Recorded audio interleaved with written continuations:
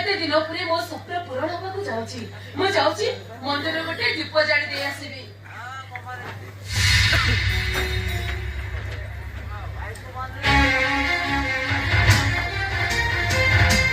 बापू मन भीतर तो पूरा लड्डू फुटतबा ए लिपा तो माडो खायो को इच्छा लानी बोधे अच्छा बाबू मते कहले से बहु मा आसीले मु तांको कहि देबे तमे किछि भी करि पारबो नै से ना तुमको पूरा सबाड़ कर देबे अरे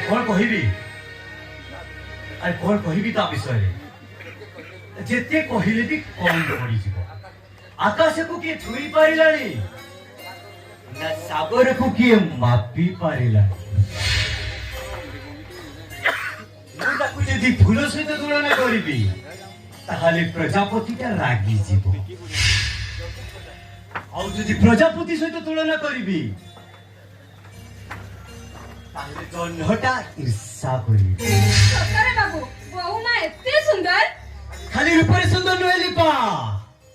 ता गुण रे ता चाली चल ता व्यवहार रे कोथिरे भी खोली पारिबोनी मोर सौभाग्य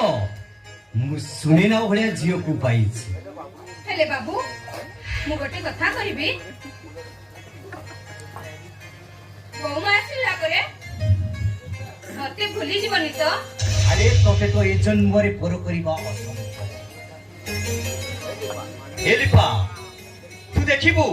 सुने ना ए घर को बहु ए आसिले ता स्नेह ममतार संपर्क रे गोटे सुतरे एमिति बांधी रखिबो आमे केही काटू अलग ही रही पारि हम घरटा मंदिर होई जीवो तो विश्वास करिबनी लिपा मु ताकू देखिला दिनटू खाली मो आखी आगरे सी देखा माने मु जुआडे देखुची खाली मो आखी आगरे सुनेना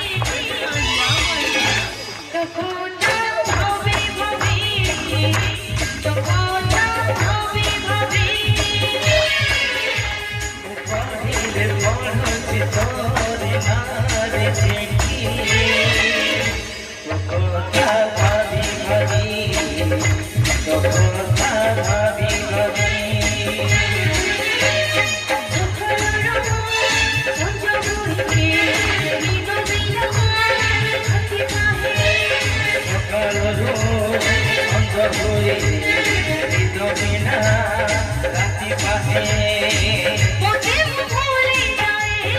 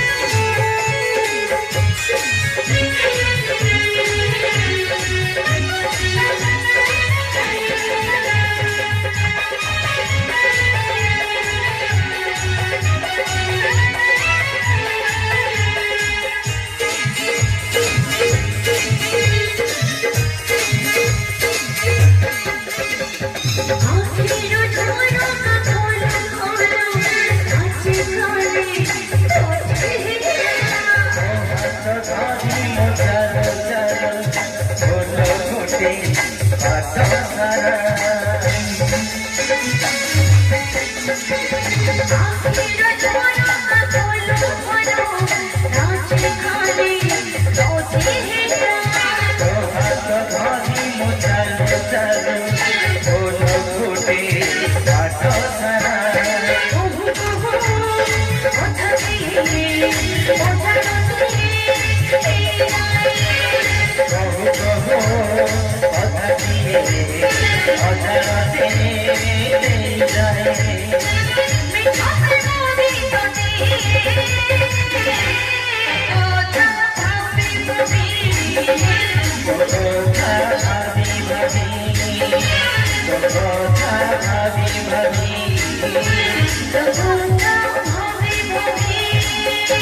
Bhabi